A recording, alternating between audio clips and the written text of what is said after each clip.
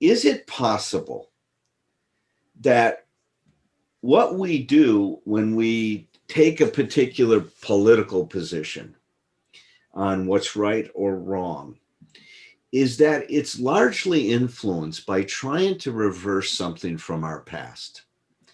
In Gestalt psychology, what we say is that we are very actively involved all the time in organizing our perception and giving meaning to the experience we have. It just doesn't happen, right? We are constantly, giving meaning to whatever is happening at any particular moment in our life. And that meaning is influenced by like so many different things, right?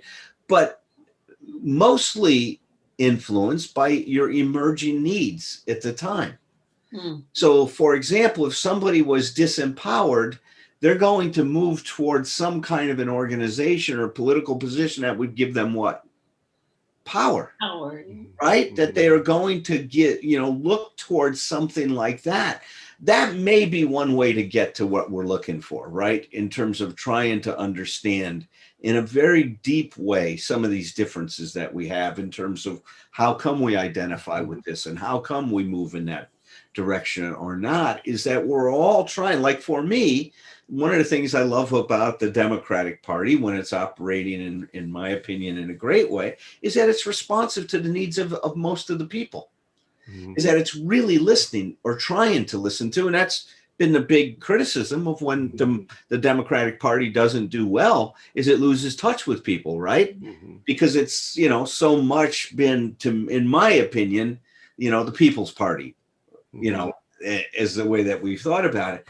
But that, because of my experience growing up, is, not being able to be anybody listening to me when I had pain over my dad's death and all of those different experiences, that seemed so appealing to me, right?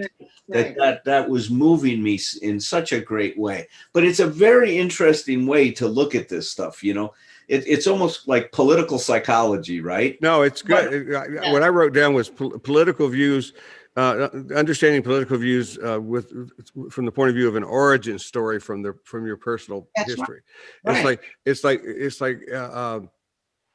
no, it makes a lot of sense. And we wouldn't, we have to be careful not to make assumptions, because we'd say two people can have the exact same experience and they can end up two different things. But again, this goes back to values. It's like, okay, what's the common value they have? This one turned out to be this very right wing person, this very left wing person.